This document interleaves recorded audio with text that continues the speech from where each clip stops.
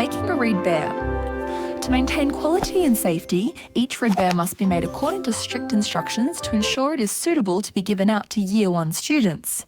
Young students will not only read to the reed bear, but it will also be hugged tightly, dropped and even chewed. As such, reed bears must be made of clean, safe materials and must not fall apart. Getting started, a few notes before beginning. Only use 8-ply wool or acrylic yarn.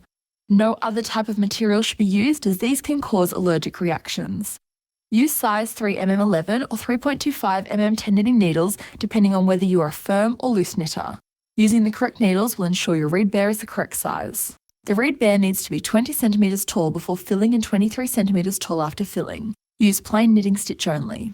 For the reed bear head, ensure you use a colour light enough that the black wool eyes, nose and mouth can be seen. Step 1. First leg. Cast on 10 stitches, knit 16 rows. Change colour, knit another 8 rows. This forms one leg. Step 2. Second leg. Repeat to create a second leg. Step 3. Join legs. Change colour and join the legs together by knitting across both legs for another 12 rows. This makes the pants. Step 4. Shirt. Change wool colour for shirt and knit another 12 rows. Step 5. Shirt arms. At the start of the shirt end, cast on 10 rows to form an arm. At the end of the shirt end, cast on 10 rows to form the other arm. Knit 12 rows. Cast off 10 stitches at the beginning of the next 2 rows. Step 6. Head. Change wool colour for head and knit 24 rows, cast off to complete. Step 7. Second side. Knit a second reed bear to be the back of the bear by repeating steps 1 to 6. Step 8. Sewing up.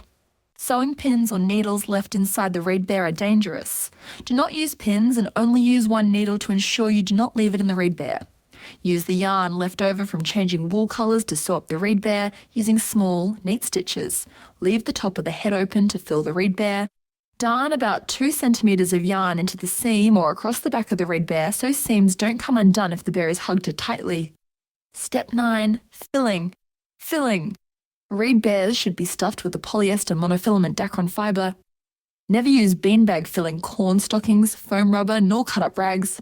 Tear the filling into small pieces and fluff it up before filling the legs and body. The teddy should be firm, but not too hard. A good test is to hold it by the legs. It should be able to stand up. Using small stitches, make a gathering thread at the row where the colour changes for the head. Draw the thread to make a well-defined neck, but don't pull it too tight. Fill the head firmly. Join the 2 cast-off edges at the top of the head with a neat seam, putting in more filling if necessary. Step 10. Ears. Sew the ears after you have filled and sewn up the head. They should measure slightly less than a thumb's width across the corner of the head. Step 11. Face. Make a happy face with an upturned mouth. Use black wool for all the features. Can be sewn using any stitch, but stitches should cover no more than 2 rows or 2 stitches of knitting to stop a small finger getting caught. Faces can be stitched on before or after your bear is sewn up. If you are doing it before, remember to allow room for the ears to be sewn down. To avoid the risk of choking, never use plastic or button eyes or noses. Step 12. Quality review. Examine your finished reed bear to ensure it is strong, safe and suitable for child to use. For our reed bears, we use the Red Cross Trauma Teddy pattern.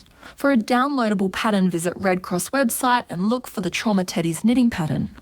Or you can scan the QR code at the end of this video to find out more.